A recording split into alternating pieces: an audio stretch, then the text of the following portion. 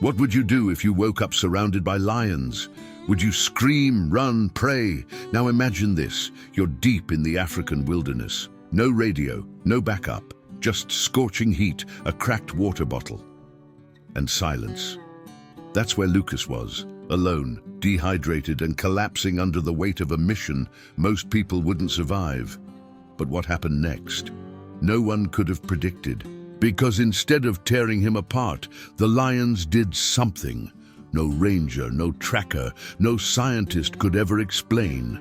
This isn't just a story about wildlife, it's about the fragile line between predator and protector, about how one animal can change your fate, and how a single act of rescue years ago may echo back in ways you'd never believe. You think you know how nature works? Think again. Stay with us. What you're about to see will make you question everything you thought you knew about fear, instinct, and gratitude. And if you're someone who believes that the wild still holds ancient wisdom, this story was meant for you. Hit that like button and subscribe. Trust me, you won't want to miss what happens next. The sun wasn't just hot, it was punishing. Every step Lucas took felt heavier than the last, as if the dry African soil was swallowing his boots whole. He'd been tracking signs of poachers since dawn, alone, deep into the wild heart of the reserve, where even radio signals dared not follow. Buzzards circled high above, their shadows slipping over the yellowed grass like whispers of warning. But Lucas wasn't afraid of animals. No, he was afraid of what humans could do when greed took over. He spotted it just past a thicket, fresh tracks. Not paw prints, but boots, heavy ones, worn recently. Alongside them, something even worse, the metallic glint of wire snares, half buried in the dust, one of them stained red. His breath caught. Someone was hunting again. But just as he bent down to take a closer look, the world tilted. A wave of dizziness slammed into him. The heat, the dehydration, the endless miles, it all hit at once. His knees buckled. The ground rose up to meet him. Darkness. When Lucas opened his eyes, it wasn't the sky he saw. It was golden fur. He blinked and froze. A lion, massive, majestic, was standing over him, not in attack, not in hunger, just watching. To his left, a lioness paced, protective but calm, and nestled between them, a young cub blinked at him with the wide-eyed curiosity of a child discovering something new. Lucas dared not move. Every cell in his body screamed danger, but something was off. These animals didn't look like predators ready to feast. They looked like guardians. The lion sat down. The lioness laid nearby. And the cub. It wandered closer, nose twitching, then nestled against its mother, never taking its eyes off Lucas. He couldn't explain it. Not then, not ever, but something passed between them, a silence that spoke louder than any words. He should have been prey. Instead, he was protected. His mouth was dry as sand. His head throbbed, but strangely, he didn't panic. There was a presence here, ancient and solemn, like the wildlife itself had recognized him as one of its own. Time passed. Minutes, hours, he didn't know. All he could do was breathe, observe, and try to understand why he was still alive. The lion kept its gaze steady, like it knew him, like it remembered something. Lucas' thoughts drifted, dazed. Somewhere in the blur of heat and pain, a memory scratched at the edges of his mind. Something from long ago. A moment buried deep, but beginning to surface. And then, just before his eyelids grew heavy again, it hit him, that cub. The way it looked at him, the mother's calm, the lion's stillness. Was this the same family from... His eyes fluttered shut again, and this time, what came wasn't darkness, but a memory of rope, of rusted steel, of a tiny animal trembling in his hands years ago, and eyes, fierce, amber eyes, watching him from the shadows. But he hadn't realized back then that the wild remembers. It had been nearly a decade ago, but that day still lived in Lucas's bones. Back then, the world felt simpler. He was newer to the job, driven by a fierce sense of purpose and an unshakable hope that he could actually make a difference. The air that morning was heavy with tension, birds quiet, grass unnaturally still. He'd been tracking something, though not entirely sure what. Just a feeling. Something was wrong. And then he heard it. A whimper, barely a sound, so faint it could have been the wind playing tricks. He followed the sound through a narrow passage choked with brambles until he saw it. A lion cub, no older than a few weeks, trembling inside a snare. Its tiny leg was wrapped in rusted steel, the kind that cuts deeper the more you fight. The trap had been hidden under leaves and blood.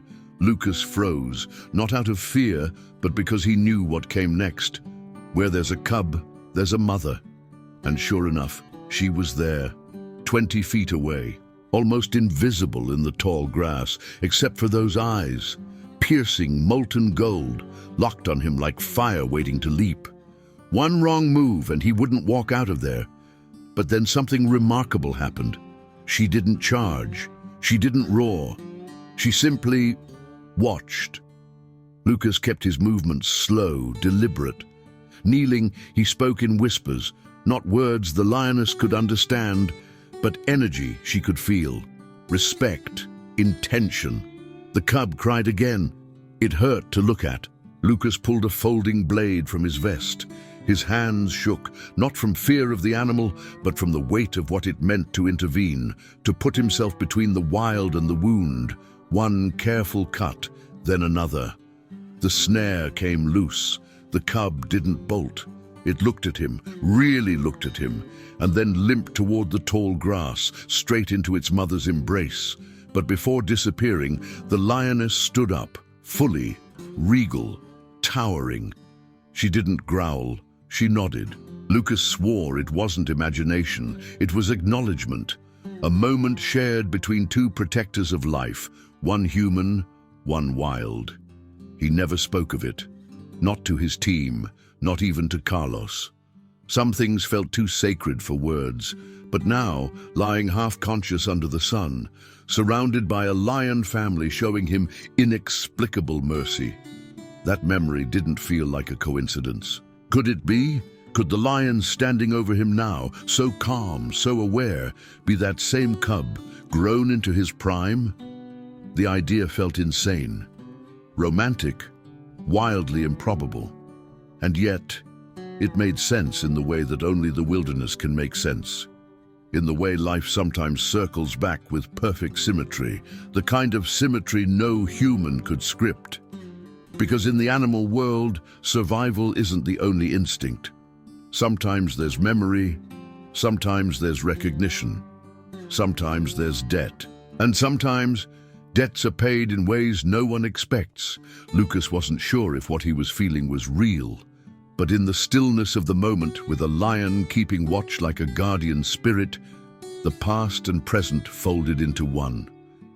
And that's when something else stirred in the air, something he couldn't quite name. But it wasn't just the lions who were watching anymore. Somewhere beyond the edge of the trees, Carlos was running out of time. He had gathered two men, the only ones he trusted enough to search these parts without panicking at every shadow.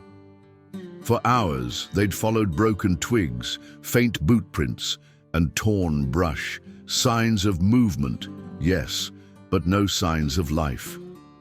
The African sun was beginning its descent, stretching shadows across the grasslands like silent warnings. Then, out of nowhere, came the growl. Not a threat, not a challenge, more like a signal. Carlos raised a hand to halt the others. Just ahead, standing in the open, was a male lion, massive, proud, unafraid, and strangely still.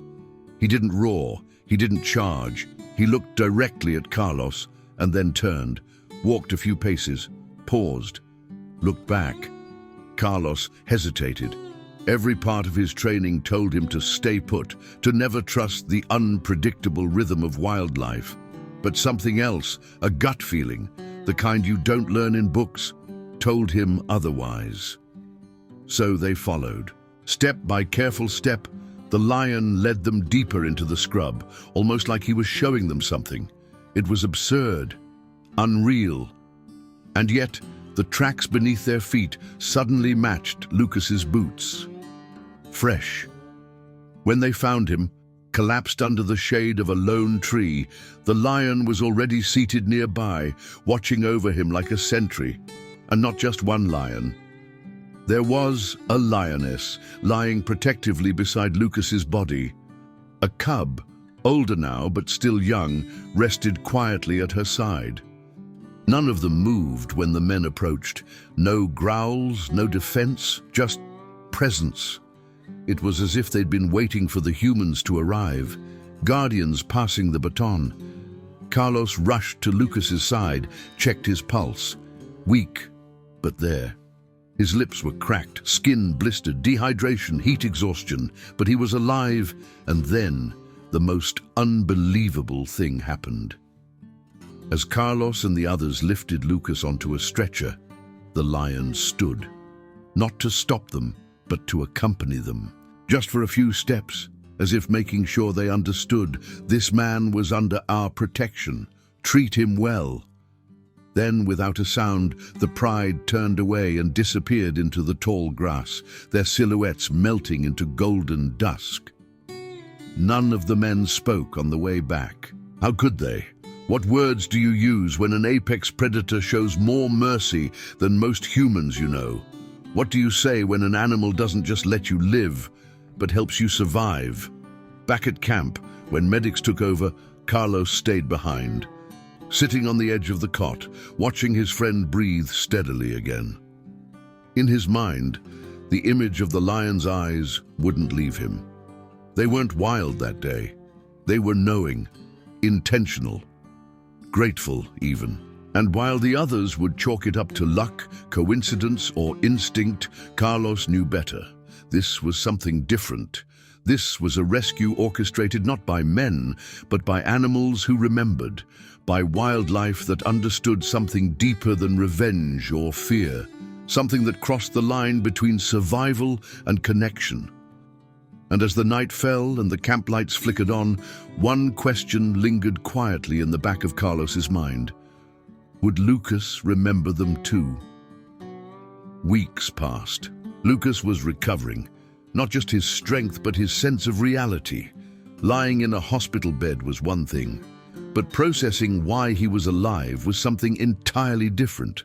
No report could explain it. No map could trace it. How do you file a story where lions act as guardians? How do you retell a moment where nature, in all her untamed ferocity, chooses to cradle you instead of crush you? Lucas had spent years patrolling that reserve, years chasing shadows, dismantling traps, logging every sound and movement of the bush. But this changed something inside him, not because of the danger, but because of the grace. And then, one morning, long after the swelling had gone down and his mind was clear again, Lucas returned, not as a ranger, not on patrol, just as himself. He walked alone through the edge of the reserve in silence, letting the wind carry the weight of memory. The same air, the same trees, but something felt different now, sacred. As the sun dipped behind the acacia trees, he stopped. There, across a field of golden grass, a figure stood motionless. A lion, not charging, not hiding, just standing, watching. They stared at each other for a long time. No barriers, no fear, only breath and distance, the kind of stillness that says more than any human language can. And in that gaze, deep, steady, unflinching, Lucas recognized something ancient, a bond, a memory. A quiet agreement written not in words, but in survival, in compassion. That lion, it was him, the cub, now grown, powerful, majestic, no longer needing protection but remembering when he once did. and remembering who gave it. Lucas didn't move. He didn't raise a camera or reach for his radio. He simply placed a hand over his chest and nodded, a gesture of respect, of thanks, of recognition. The lion blinked slowly, as if responding. And then, just as silently as he'd come, he turned and walked away, back into the wild where no human law applies, where instinct reigns but something deeper can still survive.